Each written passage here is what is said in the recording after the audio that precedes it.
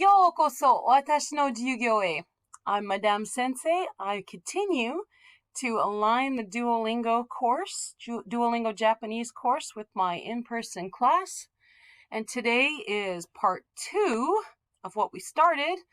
We looked at particles for this skill, and we looked at culture for this skill now. And today we're going to look at the kanji associated with Intro 2. So we're booking along here. There's a lot of kanji to learn, but we already got our introduction to most of that kanji in the last lesson, the last skill, Intro 1. I front-loaded a lot of the kanji. All right, so here's Duolingo's information dump.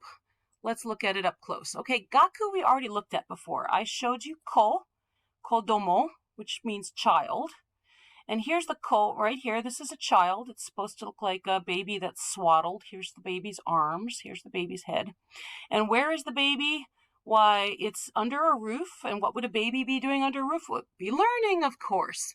So this kanji means manabu. Manabu means to study, to learn. Or it's pronounced gaku, and we've seen it as gakusei or gakko. Okay? They wrote education here. That's fine. Remember, when you have the verb, the bu is going to be outside of the kanji so that you can change the bu part. All right, I also showed you the sei of gakusei and the sei of sensei. This can be pronounced ikiru. This can be pronounced umu for to give birth, umareru to be born.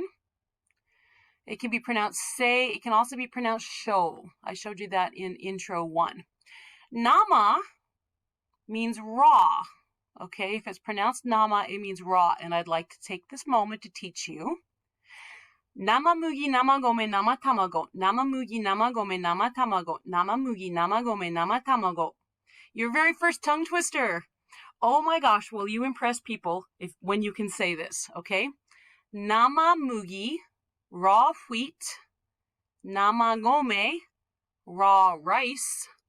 Nama tamago, raw egg. It's almost a tongue twister itself in English. Raw wheat, raw rice, raw egg. Nama mugi, nama gome, nama tamago. Get to where you can say it really fast and you'll impress people. All right, we looked at this already. Oh, you know what? Let me show you. I haven't shown you stroke order. Okay, so here, stroke order. We always start left to right, top to bottom as much as possible. So we're going to start here on the top. We're going to go little line, little line, little line, and then make this little line here down, and then cross and down. Okay, remember what I said about boxes? We want to get that into our muscle memory so that you can do a box without even thinking about it. And then you make the ko part. Okay, and students in my classroom, you've already been making ko, because I always teach ko before I teach this one to make this one easier. All right, ikiru, sei, sho. We're going to do this little slanty thing first. We're going to cross this. We're going to go all the way down. Then we're going to cross the middle, and then we're going to cross the bottom. Hey, I'm getting much better with my mouse, aren't I? Sen or saki. Remember, saki means in front of. So if somebody gets to the door before you do and you want to say, go ahead, go first. Osaki ni dozo. Sen for sensei. Oops. Famous last words for the good mouse control, huh? Swoopy there. Straight across and down. Make the plus. You know what this reminds me? I was at a very, very fancy dinner in Japan, and the vice president of the university happened to be sat at my table with me.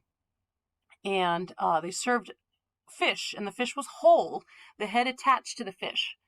And all I had was chopsticks, and I was like, how do I eat this fish with the chopsticks? And so I looked around and I watched what other people were doing.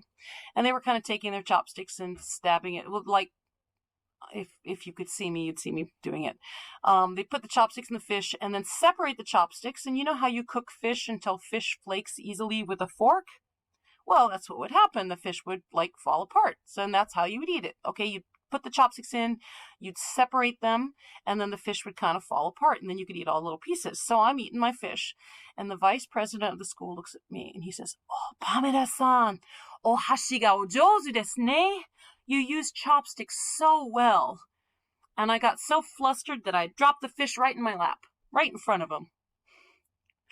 When you're a foreign exchange student, you do all sorts of crazy stuff, and the only thing you can do is laugh about it. And then you will become a good student, because laughing makes you a better person and makes you handle everything. So here I am saying I'm going to be good at the mouse, and I'm not. Swoopy down, cross down, cross this part. Whoops, look at that. Swoopy the side, and this side is not symmetrical. So it's more squared off and then come up.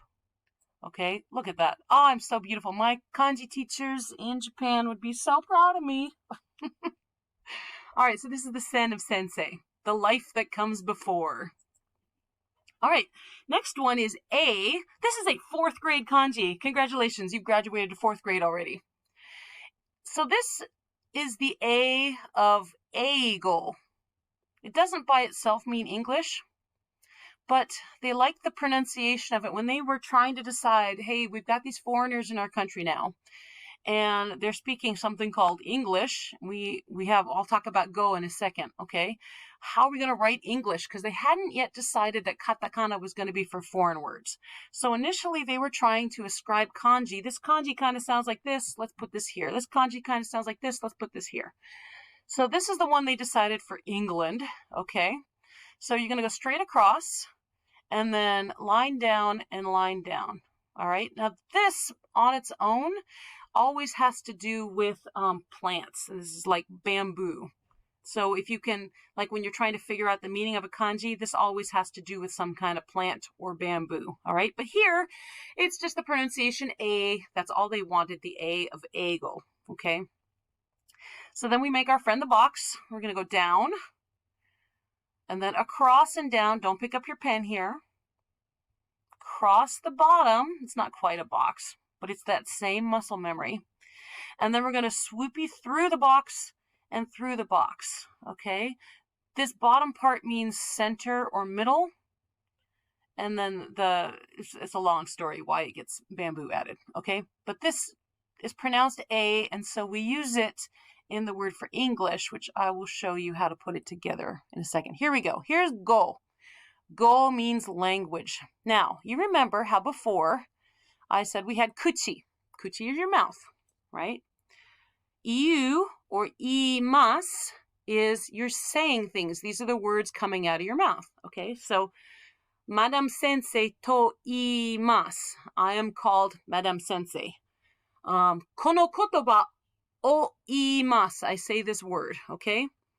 Kuchi to iimasu. I say the word kuchi, okay? It's normally going to have that to particle right after it, okay, for that quote mark. Now, this go, this means 5. And when we get to numbers, I'll show you how this kanji evolved. That's pretty cool. This means 5. All right? So we have 5 mouths, right? And they're all getting together to say things.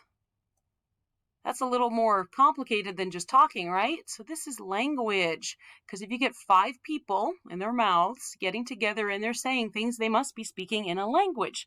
So we get this kanji, no, which means language.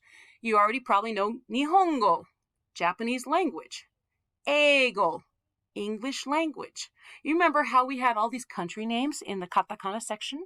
Spain, Spaingo, Fransu, Fransugo. Take any country name at all, stick a go on the end, we have that language. Now, as a verb, this is pronounced kataru. And maybe you've been watching a TV show that has monogatari in the name. This is that kanji right there. Kataru means to say a story, to tell a story. So a monogatari is a story.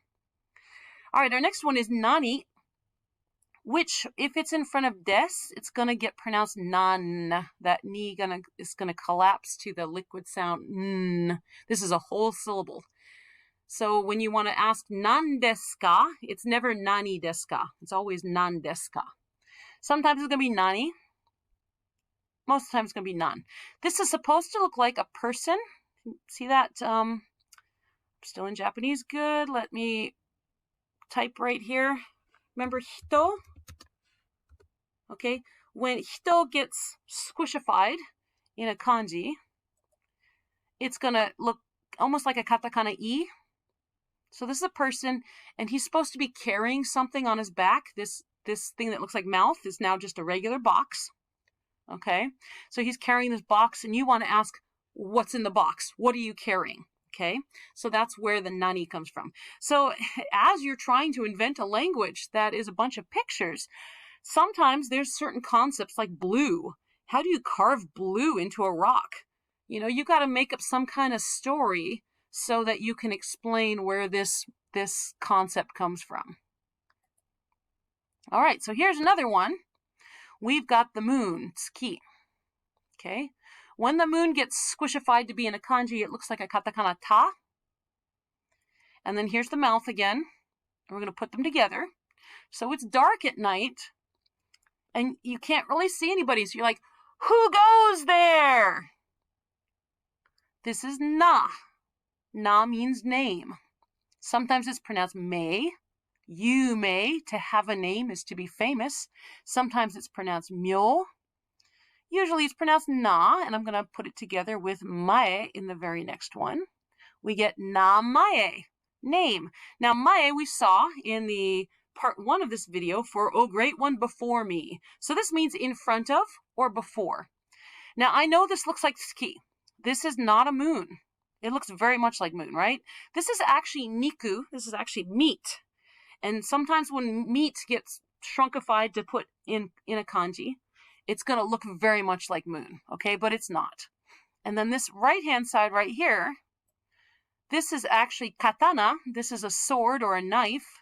And when it gets shrunkified, it's going to look very much like a katakana ri, or even a hiragana ri, okay? And so what it is you've got a piece of meat in front of you, and you're going to cut it up. All right, so that's how they get in front of or before. So this is pronounced mae. Sometimes it's pronounced zen. When we do time, you're going to see it pronounced as gozen, before noon. Okay, that's AM instead of PM. All right, so right now we've got na and mae, and we're going to put them together to be first name, basically, but it can mean any name. Okay, so that's all the kanji for this skill. We've done some culture, we've done some particles. The next one is going to be all the sentences, and we're going to keep talking about grammar, and I'm going to show you those particles in context, and I'm going to show you all the kanji put together. All right, see you on the flip side. Mata ne.